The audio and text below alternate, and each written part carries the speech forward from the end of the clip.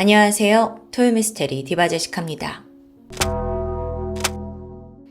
미스테리한 사건이 벌어진 건 2012년 11월 20일 막 자정을 넘긴 12시 13분이었습니다. 서울 강동구 강동대교 남단에서 교통사고가 발생해요. 사고의 내용은 다리 위를 달리고 있던 검은색 트라제 차량이 쾅 하고 돌연 가드레일을 들이받았거든요. 근데 그럼에도 차가 멈추지 않았고 결국엔 콘크리트 보호벽까지 또 받게 됩니다. 이후에도 70m가량 주행하고서야 차가 멈춰 서는 겁니다. 이 해당 신고는 차의 뒤에 있던 차주에 의해서 접수됐어요. 그리고 10분 뒤에 차례로 견인 차량과 경찰이 현장에 도착했고요. 이 교통사고 자체는 평이합니다. 비록 2번이나 추돌을 하면서 차량 조수석 부분이 많이 부서져 있었고 그럼에도 불구하고 운전석은 또 멀쩡했어요. 차량에 혈흔도 없고 유리창조차 부서지지 않았고요. 그런데 딱 한 가지 이상한 점이 있습니다. 이 차량의 운전자가 감쪽같이 사라져버린 겁니다. 일단 운전자 신분은 금세 확인이 가능했습니다. 이 차 안에 휴대폰, 신분증 그리고 업무 관련 서류가 고스란히 있었기 때문이죠.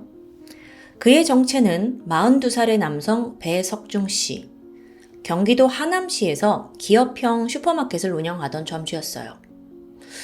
그는 매일같이 강동대교를 이용해서 집이 있는 남양주에서 하남시에 있는 마켓까지 출퇴근을 했었다고 합니다. 그러니까 여기가 초행길은 아니라는 거죠.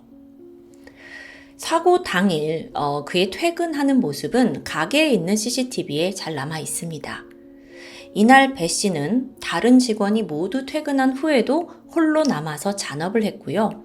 그러다 자정을 넘긴 밤 12시 4분이 되어서야 문 닫고 귀갓길에 오르게 돼요. 이어서 12시 6분과 7분 도로 CCTV에 차량이 지나가는 게 2번 포착이 됩니다. 이때는 이미 12시를 넘긴 늦은 시간이죠. 도로도 한산했는데요. 주행을 하는 모습에서 특별한 점은 발견되지 않았습니다. 그런데 그로부터 6분 후인 12시 13분 차가 강동대교에 진입한 후 사고가 발생한 겁니다. 자, 그러면 운전자 배 씨는 지금 어디에 있는 걸까요? 사고 후에 자취를 감췄잖아요. 이상하죠? 근데 보통 이럴 경우 가장 먼저 우리가 의심해 볼 수 있는 건 음주 여부입니다. 사고 내고 처벌 피하려고 도주했을 가능성이 있으니까요. 근데 또 그 CCTV에 찍혀 있는 동선을 보면요. 일 끝나고 지금 바로 집에 가던 길이에요. 음주를 했을 가능성이 좀 낮아 보이는 거고요. 마지막에 있던 직원 역시 사장님이 음주는 하지 않았다라고 증언합니다. 한편 정밀 분석을 위해서 전문가가 현장을 살펴보게 되는데 이때 또 다른 수상한 흔적이 밝혀집니다. 이게 뭐였냐면 이 차량이 1차로 가드레일 들이받고 최종적으로 멈춰선 지점 여기까지의 거리가 보통 교통사고와 다르게 비상식적으로 길더라고요. 그 길이가 무려 197m였습니다. 이 차량이 부서진 상태나 조수석 타이어 펑크로 봐서는 분명 차가 1차 충돌을 하면 보통 브레이크를 밟고 감속을 했겠죠? 근데 그럼에도 불구하고 차는 계속 앞으로 진행을 했고 2차 충돌을 한 후에도 70m나 더 나간 거예요. 여기에 대해 전문가들은 당시 배 씨가 브레이크가 아닌 의도적으로 엑셀을 밟고 있었다고 추정합니다. 아니, 사고가 이미 난 상황에서 왜요? 배 씨가 사고를 의도하기라도 한 걸까요? 여기까지 파악해보니 조심스럽게 극단적 선택의 가능성이 떠올랐죠. 일부러 사고를 내서 죽음을 선택한 게 아니냐는 건데요. 여기에 대해 가족은 황당하다는 반응이었습니다. 배 씨는 성실한 남편이었고 자상한 아버지였습니다. 원래는 대기업 유통회사에서 일을 하다가 최근 같은 기업의 슈퍼마켓을 인수해서 개업한 거예요. 그리고 그게 5일차였고요. 이제 막 시작했다고요. 게다가 지난 5일간의 매출 나쁘지 않아요. 첫날 매출은 약 900만 원이었는데 개업 당일 배 씨가 막 기분이 좋아하면서 내가 여기 딱히 홍보도 안 했는데 동네 손님이 많이 온다 라면서 들떠했다고 합니다.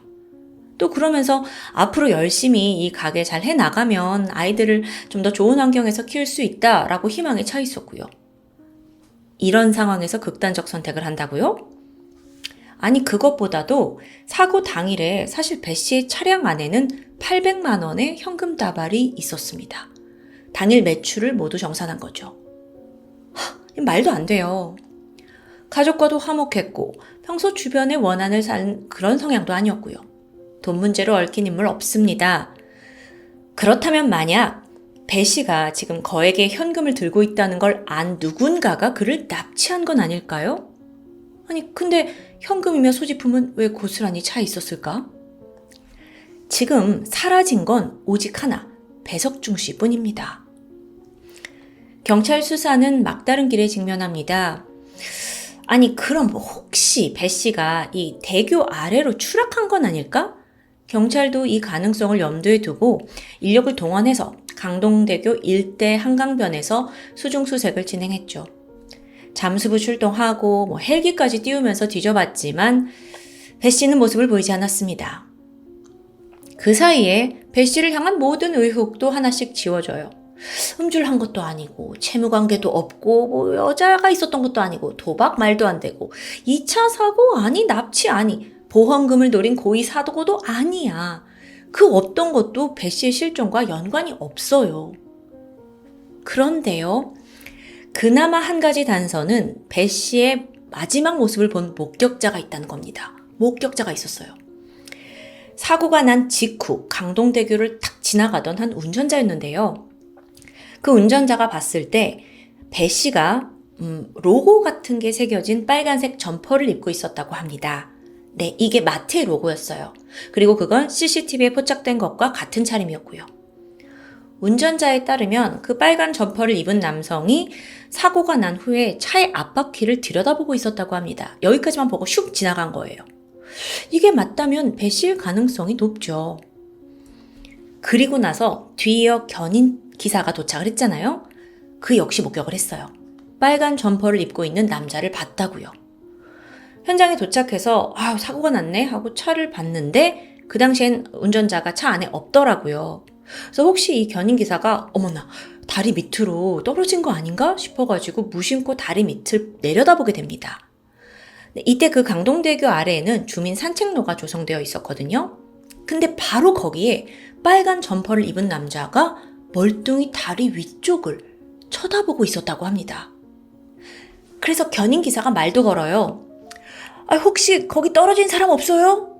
소리쳤죠. 하지만 남자는 대꾸를 하지 않고 가만히 서 있을 뿐이었습니다. 이거 뭘까요? 그는 과연 누구였을까요? 마침 그곳을 지나던 우연히 빨간색 점퍼를 입은 시민이었을까요? 아니면 배 씨였을까요? 만약 그가 배 씨라고 한다 해도 어딘가 앞뒤가 맞지 않는 부분이 있습니다. 이 견인 기사가 현장에 도착하기까지 걸린 시간이 불과 10분이에요. 근데 막 교통사고를 겪은 배 씨가 운전석에서 나와서 10분 만에 5m 다리 아래로 어떻게 빠르게 내려갈 수 있었냐는 겁니다. 그게 의문인데요. 무엇보다 도보로 다리 아래로 가려면요. 가까운 구리 톨게이트를 통과해야 합니다. 근데 그랬다 치자. 그럼 그 사이에 누군가 목격을 하지 않았을까? 목격자가 없습니다. 일각에서는 택시를 타고 이동한 게 아니냐라는 가능성도 나왔어요. 근데 강동대교에는 갓길이 없어서 무리가 있는 추측이라고 합니다. 그럼 혹시 정말 견인기사의 추측대로 사고가 나면서 정말 튕겨져 나간 거라면요? 상식적으로 높이 5m 다리에서 떨어진 사람이 갑자기 멀쩡히 서 있었다? 이게 좀 말이 안 됩니다. 그리고 여러분 무엇보다 이 차량에서 제가 앞서 손상된 부분이 조수석이라고 말씀드렸죠. 그럼 운전석에 있던 배 씨가 조수석 쪽에서 튀어나겨 나가는 자체가 말이 안 돼요. 조수석만 부서져 있고 운전석 멀쩡했거든요. 와, 이 사건 정말 미스테리합니다. 근데 안타깝게도 수사는 거기서 더 이상 진전되지 못했어요. 2012년 당시에 현장 인근에 CCTV나 이런 게 없었기 때문에 더욱이나 추가 수색은 어려웠고요. 강동대교에는 이후에 그 배석중 씨를 찾는다는 현수막이 내걸렸고요. 배 씨의 가족은 여전히 그가 어디에 살아있으리라 굳게 믿게 됩니다. 그냥 무사히 돌아와만 달라고 하루하루 기도했죠. 그 사이 여러 방송에서도 배 씨의 미스테리한 실종을 다뤘습니다. 근데 이 과정에서 그동안 잘 알려지지 않았던 새로운 사실이 지적돼요. 그게 바로 배 씨가 최근에 인수해 그 개업을 한 슈퍼마켓, 그게 그렇게 좋은 조건이 아니었다는 점입니다. 높은 수익을 내던 건 분명해요. 하지만 이 매장이 가맹점이라 본사의 일정 부분 매출 이익을 띄워줘야 됐던 겁니다. 근데 자료에 따르면 그 비율이 무려 50에서 60%. 여기에 대해서 전문가들은 엄연히 노예 계약 아니냐라면서 우려점을 표했습니다. 그럼 혹시 배 씨가 이런 부분에서 고민을 하고 있지 않았을까? 근데요, 곧이어서 본사 측에서 또 반박하는 자료를 내보내요. 사실 본사에서는 가맹점 그 주인에게 임대료를 지원해주거나 경력금을 주는 그런 혜택을 제공하고 있어서 겉으로 드러난 것과 달리 점주가 가져가는 수익이 더 높다는 거죠. 그럼 배 씨가 여기서 스트레스를 받았을 가능성은 좀 낮다는 지적입니다. 그거야 어쨌든 배 씨가 실종되기 직전 가장 크게 변한 상황은 불과 5일 전에 그 슈퍼마켓의 사장이 됐다는 사실입니다. 그렇기 때문에 이 마켓이 실종과 어떤 연관이 있을 거라고 계속 생각이 드는 거예요. 그렇게 온갖 의혹이 꼬리에 꼬리를 물면서 시간은 흘러갔죠.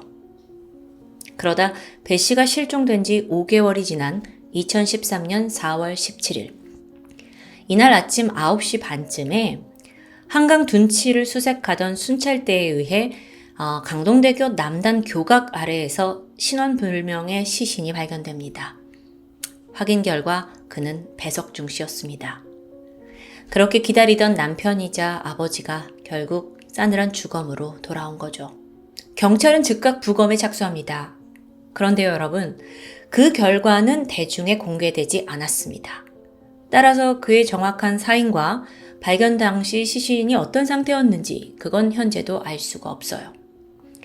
배 씨가 사고를 당한 이 장소는 강동대교 위. 하지만 끝내 시신으로 발견된 곳은 대교 아래였다는 점이 미스테리할 뿐이죠. 정말 목격자의 증언처럼 그는 사고 직후 대교 아래로 향한 걸까요? 자, 이 사건에서 그나마 사고 전문가들이 가장 많은 지지를 하는 가설이 있긴 합니다. 그게 뭐냐면 배 씨가 사고를 당한 직후 해리성 기억장애를 앓았을 가능성이 있다는 얘기예요. 자, 당시 그의 차량엔 에어백이 터져 있었거든요. 그로 미뤄서 운전자인 배 씨가 뭔가 적지 않은 충격을 받았던 건 확실해 보입니다. 근데 이 과정에서 순간 쇼크가 왔고 해리성 기억장애, 즉 순간의 기억상실을 앓았을 수 있다는 거죠. 사실 그런 쇼크로 인해 순간의 기억상실을 겪게 되면요, 저희는 경험 안 해서 모르잖아요. 근데 전문가들이 말하길 자기 자신이 누구인지조차 파악하기 힘들다고 합니다. 내가 누구지? 내가 왜 여기에 있지? 지금 뭐 하는 거지? 자, 그런 상황에서 배 씨가 막 너무 정신이 없으니까 사고가 난 상황 파악은 고사하고 자기가 누구인지도 까먹은 채 대교 아래를 내려가서 헤맨 건 아닐까 하는 가설입니다. 저도 개인적으로 그나마 이게 가장 가능성이 있게 들리긴 하는데요. 글쎄요, 모르죠. 평범한 가장으로 적어도 겉으로 봤을 때는 성공적으로 사업을 꾸려나가던 배 씨. 사고가 일어난 그날 그가 무슨 일을 겪었는지, 어떻게 불과 10분 만에 자취를 감추고 또 5개월이 지나서야 실종 위치 바로 근처에서 시신으로 발견된 건지 정말 처음부터 끝까지 의문투성입니다.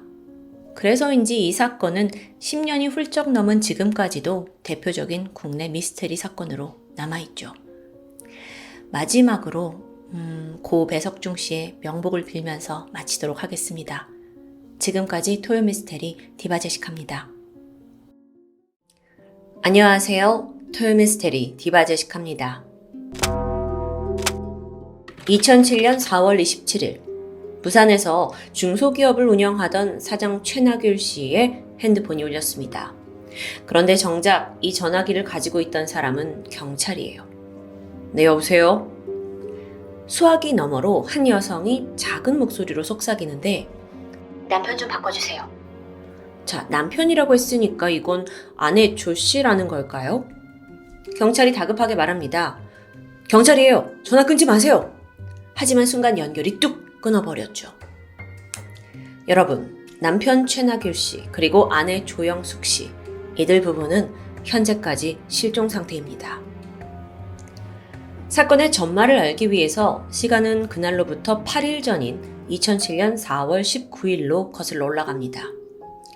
57세였던 최나귤 씨는 부산에서 중소기업을 운영하고 있었는데 이날 오후 2시쯤 부산 중구 남포동에서 같은 회사 직원 백 씨를 만났습니다. 둘은 차 안에서 업무 서류를 주고받은 뒤에 헤어졌다고 해요. 이때 사장 최 씨가 나중에 내가 공장 들릴게 라는 말을 남겼다고 하고요. 근데 문제는 이게 그가 마지막으로 목격된 모습이란 점입니다. 그날 저녁 7시 46분, 먼저 공장으로 돌아와서 일을 하고 있던 직원 백 씨의 핸드폰이 울렸어요. 보니까 사장 최 씨인데요. 한 가지 부탁을 하는 겁니다. 자신의 아내에게 회사 회계장부를 대신 전해달라는 내용이에요. 한편 같은 시각 이 최 사장의 아내 52세의 조영숙 씨는 집에서 저녁 식사를 준비하고 있었는데요. 그러다 8시 20분쯤 직원 백 씨가 전화가 오기를 사장이 부탁한 회계장부가 있는데 이걸 좀 직접 받으러 공장으로 와달라는 내용이었죠. 그래서 아내는 저녁을 준비하다 말고 서둘러 집을 나섰습니다. 한 9시쯤 됐을 무렵 직원 백 씨는 공장에 온 아내 조 씨에게 장부를 전달했다고 해요. 근데 이때를 마지막으로 아내도 사라져버린 거예요. 보면 같은 날 각기 다른 장소에서 부부가 사라진 거죠.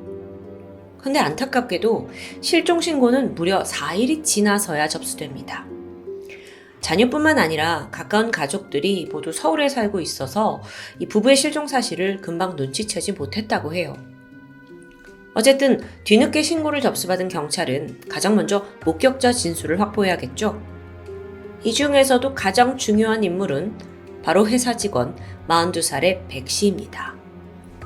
공교롭게도 이 최 사장 부부가 실종되기 전에 두 사람 다 마지막으로 만난 사람이 직원 백 씨잖아요.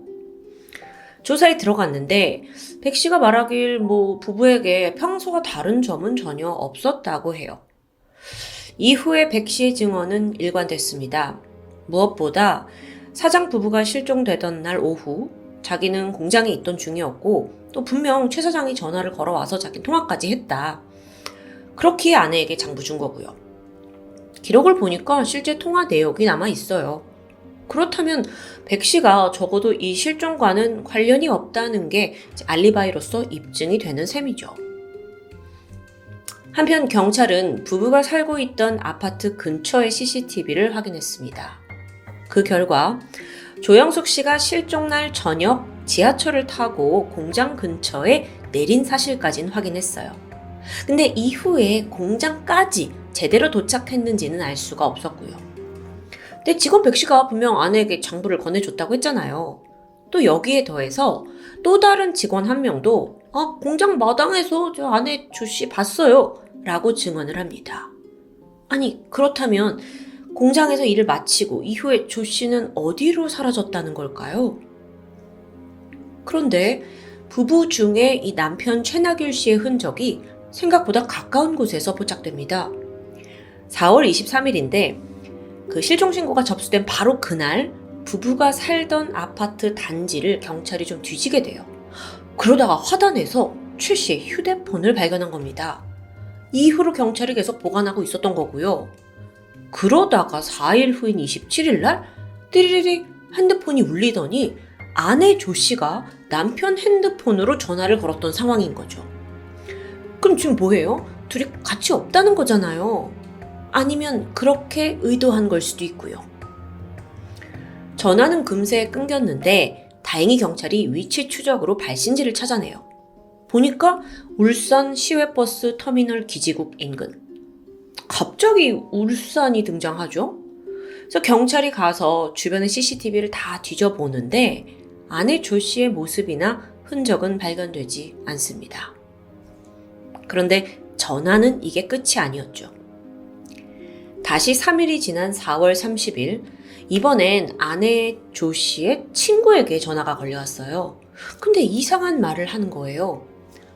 친구야, 나는 부처님한테 갈 테니까 우리 아이들 좀 잘 부탁해. 뭔가 극단적인 선택을 암시하는 듯한 내용이죠. 근데 여기서 이상한 점은 여러분 따로 있습니다. 정작 조 씨와 이 전화를 받은 친구가 그렇게까진 가깝지 않은 사이라는 거예요.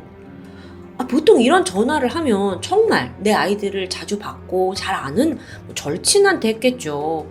자녀를 부탁할 정도의 사이는 아닌 겁니다. 참고로 여기서 발신지는 경주였고요. 그렇게도 6일이 지나고 2007년 5월 6일 이번엔 문자 한 통이 왔어요. 아내가 남편 핸드폰, 그러니까 경찰이 가지고 있던 남편 핸드폰으로 당신 마음대로 하세요. 이런 내용이 찍혀 있었죠. 그리고 나서 이 조 씨, 아내의 두 아들들에게도 전화가 걸려왔는데 아니 이상하게도 아무 말 없이 뚝 끊어버리는 기묘한 통화가 이어졌죠. 그녀의 휴대폰은 부산, 울산, 경주, 대구 그 곳곳에서 포착이 되었습니다. 이후 실종 사건은 공개 수사로 전환이 되면서 지역의 전단지가 쫙 깔렸죠. 근데 이상하게도 목격담이 한 건도 없어요. 지금 울산, 경주, 대구 막 여기저기 활발하게 돌아다니고 있는데도 어떻게 봤다는 사람이 한 명도 없을 수 있지? 과연 그 전화의 목소리는 정말 조 씨였을까요? 한편 경찰은 부부가 자발적으로 잠적했을 가능성도 고려합니다. 특히나 남편이 그 회계장부를 아내에게 주라고 했던 게 영 이상하잖아요. 뭔가 혹시 금전적인 문제 때문에 도피를 택한 건 아닐까 싶었는데 여기에 대해서 가족들은 가능성이 없다고 강력하게 부인했죠. 무엇보다도 아내 조 씨는 실종되기 얼마 전에 갑상선 수술을 받았습니다. 그래서 꾸준히 약을 복용해야 했고 오랫동안 외출이요? 힘든 상황이에요. 남편 최낙일 씨도 이 새롭게 사업을 시작한 지 얼마 되지 않은 시점이라서 이렇게 갑자기 모든 걸 버리고 도주한다? 도피한다? 앞뒤가 전혀 맞지 않았죠. 그런데 얼마 후 국립경주박물관 주차장에서 남편 최 씨의 차량이 발견됩니다. 급하게 감식을 진행했어요. 근데 뭔가 미리 대비라도 한 듯 그 안에서는 DNA가 나오지 않는 거예요. 근데 이게 말이 안 되죠. 분명 여기까지 누가 운전하고 왔을 텐데 왜 아무것도 감식되지 않냐고요. 자, 이로써 이 부부 실종 사건이 강력범죄와 연관될 수 있다라는 가능성이 매우 높아집니다. 또 한편으론 아내 조영숙 씨의 핸드폰은 범인 또는 누군가 다른 사람이 소지하고 있을 가능성도 높아졌고요. 그런데요, 여러분. 사실 주변 가족들은 처음부터 범인이 지인 중에 한 명일 거라고 여기고 있었습니다. 여기 이유가 있는데요. 조 씨가 실종된 후에 막 여기저기 전화를 걸어왔잖아요. 근데 이때 조 씨의 친오빠가 좀 이상한 점을 발견했죠. 아니 그렇게 끔찍하게 아끼던 아들들한테는 연락을 하지 않는 거예요. 그래서 이 조 씨의 오빠가 경찰과 주변 사람들이 있는 와중에 아니 왜 아들들한테 전화를 안 할까? 라고 말했는데 바로 다음날 아들한테 전화가 갔습니다. 이건 가까운 곳에서 범인이 지금 동태를 살피고 있을지도 모른다는 합리적 의심이 들 수밖에 없어요. 그래서 경찰이 이 실종 부부의 주변인들을 살펴보기 시작해요. 그러다 보니 수상한 정황이 있는 몇 명이 떠오르게 되는데 가장 먼저 이 남편과 사업관계로 얽혀있던 이 씨. 그 당시 경주에는요. 몇십억 단위의 이권이 걸린 토지 정리 사업이 실행 중이었다고 해요. 근데 이걸 담당하던 개발조합 이사가 바로 이 씨였고요. 문제는 이 씨가 최 사장한테 나 믿고 투자하세요 라고 설득을 했고 3억 원이라는 거금이 오갔다고 합니다. 근데 막상 이 토지 개발이 늦춰진 거예요. 그러니까 최 씨는 돈을 투자했는데 초조해졌죠. 그래서 결국 이걸 두고 두 사람 사이에 약간의 몸싸움까지 있을 정도로 이제 관계가 좀 좋지 않아진 거죠. 게다가 생각해보니까 실종된 최 씨의 차가 경주에서 나왔죠? 뭔가 연관성이 있어 보이기도 해요. 하지만 추가적인 조사 결과 이 씨에게는 실종 당일 명확한 알리바이가 있었습니다. 또 사실 투자건 역시 최근이 아니라 3년 전 일이었고요. 결정적으로 이 씨는 최 사장은 잘 알아요. 하지만 아내 조 씨는 만난 적도 없고 얼굴도 전혀 몰랐습니다. 그렇게 그는 용의선상에서 벗어나게 되죠. 자, 그럼 다음으로 경찰이 사실 꾸준히 의심하던 인물이 있죠. 바로 실종 부부의 마지막 목격자 직원 백 씨입니다. 근데 앞서 말씀드렸듯이 이 사람의 알리바이가 탄탄해요. 먼저 사건 당일 직원 백 씨는 남포동에서 최 사장과 차 안에서 만났다고 했어요. 그런데 보니까 이후 공장으로 바로 돌아간 건 아니래요. 중간에 누군가를 만났다는데요. 그건 바로 백 씨의 내연녀 심 씨였죠. 둘은 함께 시간을 보냈습니다. 그리고 이 부분에 있어서는 내연녀 심 씨도 같은 진술을 했어요. 저녁이 되어서야 이 직원 백 씨가 공장으로 돌아가는데 이때 사장에게 전화가 왔고 이후 아내 조 씨에게 회계 장부를 넘겨줬다. 그리고 그 장면은 다른 직원이 목격했다. 이 알리바이예요. 자, 그의 알리바이는 통화 기록, 주변인들의 증언으로 다 입증이 되고 있죠. 그러면 도대체 부부는 어디 있는 거냐고요. 결국 그렇게 사건은 길을 잃은 채 미제로 분류되고 말았습니다. 시간은 5년이나 지나버렸죠. 그러던 2012년, 당시 부산경찰청에서는 미제 사건에 대해 재수사가 시작되거든요. 그리고 마침 전담반은 최나귤, 조영숙 씨 실종 사건을 전면 재검토하게 됩니다. 그 과정에서 마지막 목격자였던 백 씨의 알리바이, 이걸 처음부터 다시 하나하나 입증해 보기 시작해요. 우선 백 씨와 그날 만났다던 내연녀 심 씨의 통화 기록을 분석했어요. 그런데 여기서 아주 수상한 점이 포착됐죠. 보니까 이 심 씨가 그날 오후에 친구와 한 건의 통화를 했는데요. 문제는 이 통화를 어디서 했냐는 거예요. 그 장소가 공교롭게도 실종 부부가 사는 아파트 단지 근처입니다. 아니, 직원 백 씨 내연녀가 왜 여기 있냐고요. 우연의 일치? 경찰은 5년 만에 그녀를 소환해서 꼬치꼬치 캐물었죠. 그러자 결국 심 씨가 털어놓은 말은 놀랍습니다. 사실 거짓으로 백 씨 알리바이를 입증해줬다는 거예요. 그녀의 진술에 따르면 사건 당일 백 씨와 내연녀 심 씨가 함께 있었던 건 맞습니다.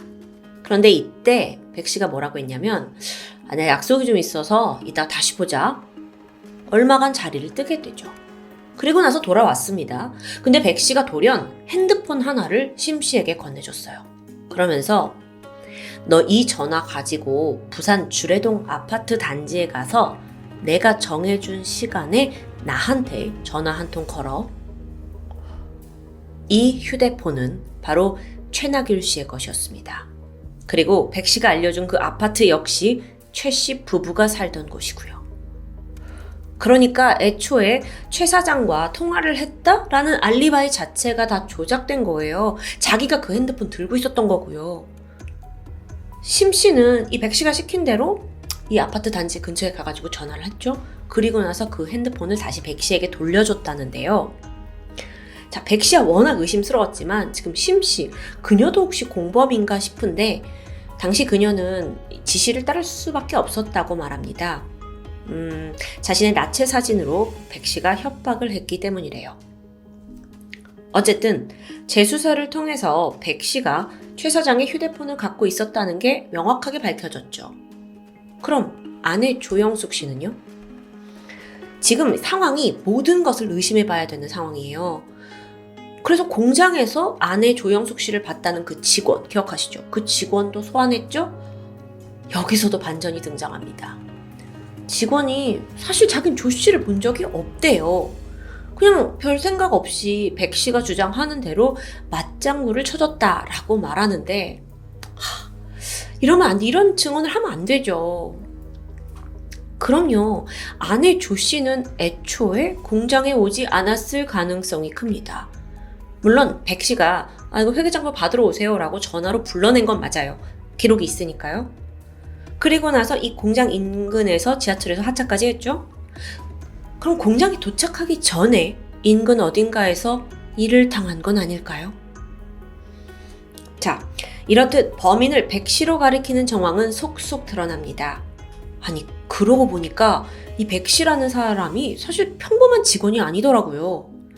최 사장이 운영하는 회사에서 거진 동업자나 마찬가지였어요. 심지어 사건이 벌어지기 얼마 전에 이 백씨가 무슨 이유에서인지 최 사장한테 자기의 회사 지분 40%를 팔게 돼요. 이게 무슨 얘기냐면, 우리가 너나 나나 지분이 있지만 내가 너한테 지분을 팔 테니 너가 전면적으로 사장하고 나는 돈만 챙겨갈게, 이런 얘기예요. 돈을 받았겠죠? 그런데 얼마 후에 최 사장이 실종된 겁니다. 근데 이후에 어떤 일이 벌어졌는지가 더 황당합니다. 최 사장이 사라지고 나서 백 씨는 자기의 원래 지분을 다시 위임받은 것처럼 꾸며냈고요. 그리고 이걸 팔아서 2억 원을 챙기게 돼요. 자, 그러고 보면 이 최 씨 부부 실종의 최대 수혜자가 백 씨였던 겁니다.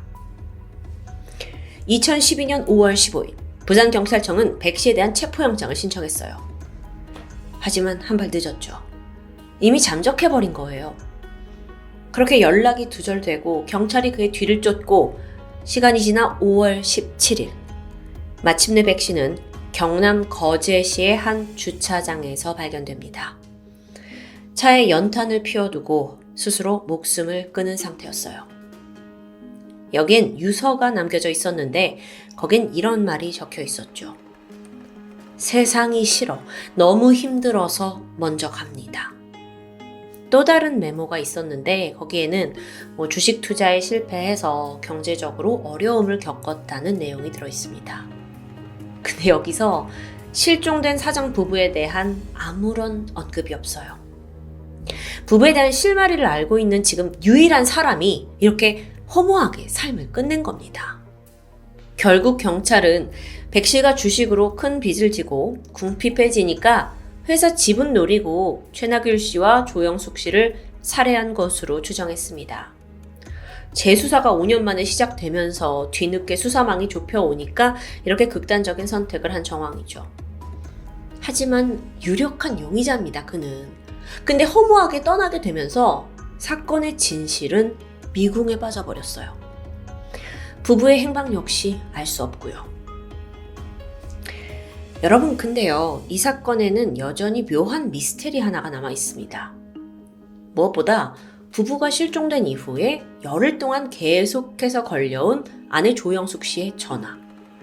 이것 때문에 실제로 수사에 꽤 큰 혼선을 겪었다고 하던데, 전화를 받은 이들은 공통적으로 뭔가 좀 기운 없는 여성 목소리를 들었다고 했어요.